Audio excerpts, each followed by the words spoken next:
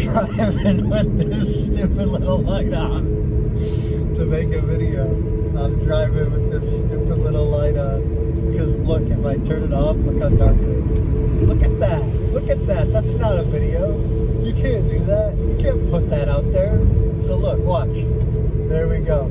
I'm driving with the bane of all four-door suburban vehicles, the bane of all nuclear families.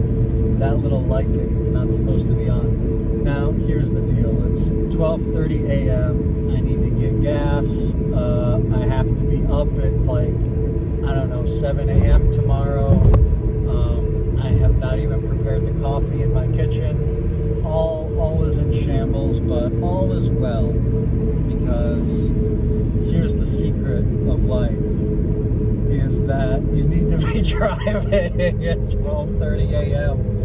with nothing set up for the next morning, because you just had to go do something that was that important. And whatever it was that was that important, it was just whatever was that important. That's all that has to be said about it. There should be something in your life that's that important that you just go do like that, even though it's like handicapping you or compromising you for the next day. You just got to go ahead and go do it, because you know what? It's just that vital. Even though it's like handing yourself an L logistically, spiritually, it's doing something very, very good for you. So, you know, there's the secret of life. That which does not die cannot live. How about that? How about that? That which is not humbled cannot be exalted. There's a good one. That's a very good one. Now, it's December. We're about to be going into a brand new year, and the thing about being in a new year is, you know, you get to become 1 year older. You get to become the next instantiation of yourself, which means you get to purge all the plastics from your life. You get to start taking all the right vitamins. You get to do the exercise regime. You get to write 500 words a day. You just start doing it. You just start doing all of it. You start correcting all the little flaws in your life. And it's a great time, and it's a blessed time, and it's going to be a good time and a blessed time. And a lot of life is shedding dead skin, shedding weight, just casting shackles off, because the human mind can only really think about like one thing at a time, right? And it doesn't seem that that's right.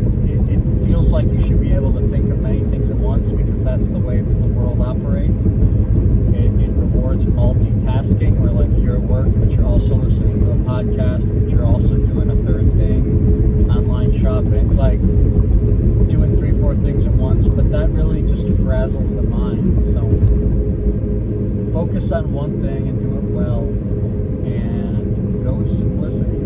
Focus on simplicity. Find the highest priority thing and just focus on that.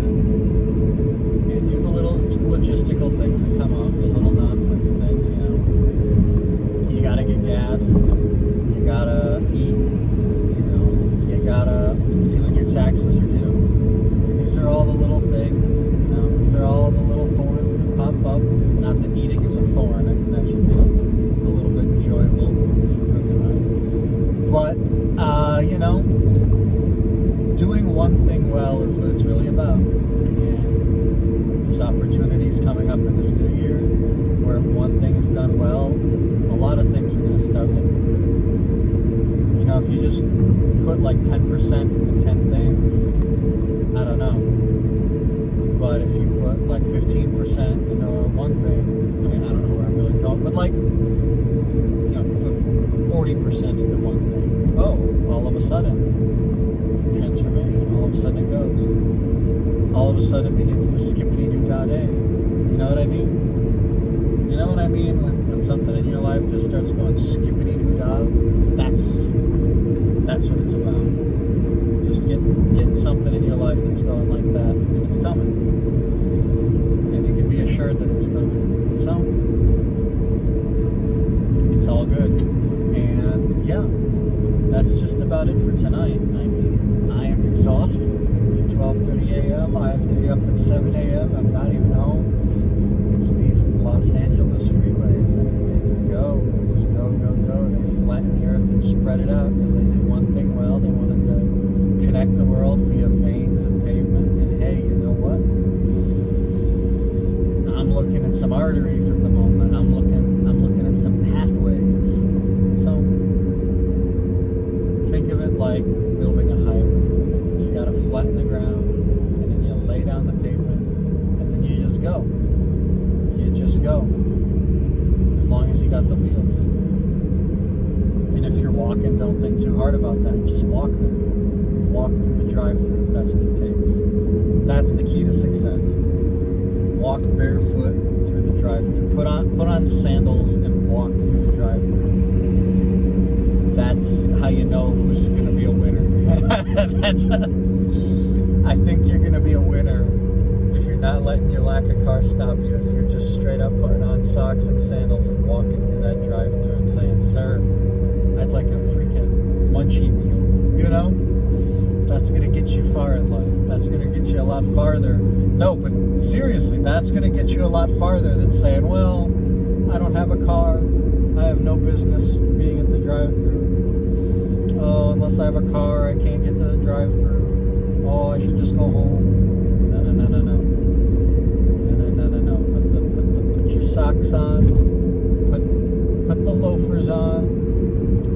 Get on the road and walk through the drive-thru with confidence. And that's what I want for you. And that's what God wants for you. And it works with all things, you know. Oh, I can't pray. My mind is in shambles.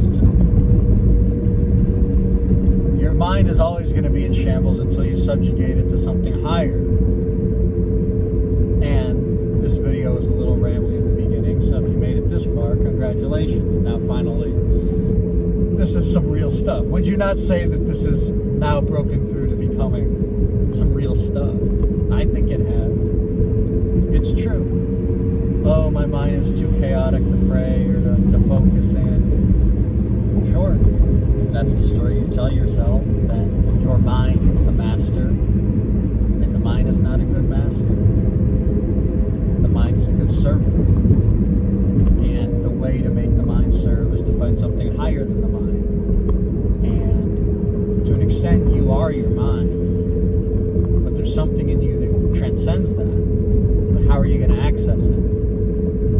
Oh, I can't access it. Oh, no, I'm just a brain. If only I had a brain.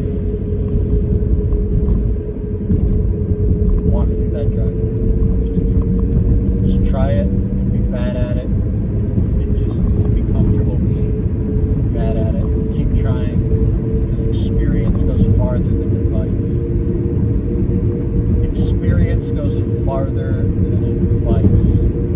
You can act your way out of negative thoughts. It's hard to think your way out of it. Because you're fighting fire with fire. You're trying to, when you're trying to think your way out of bad thoughts, you're looking at a big nest of snakes, and you're picking up a rake, and you're just like, you're putting the rake into the snakes. So you're trying to untangle the snakes with the rake.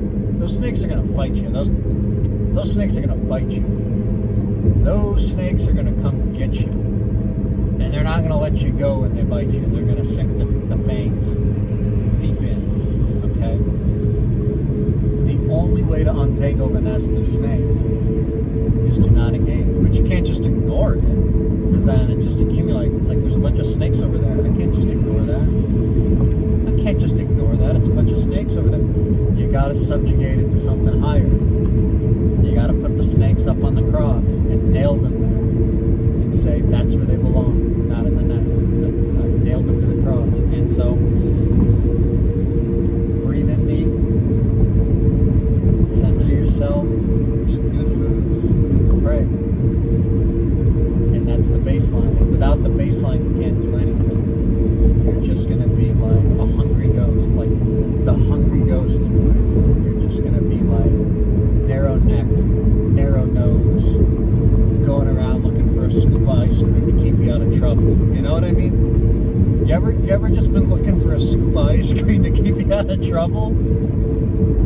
That's the mindset of hell. And yeah, that's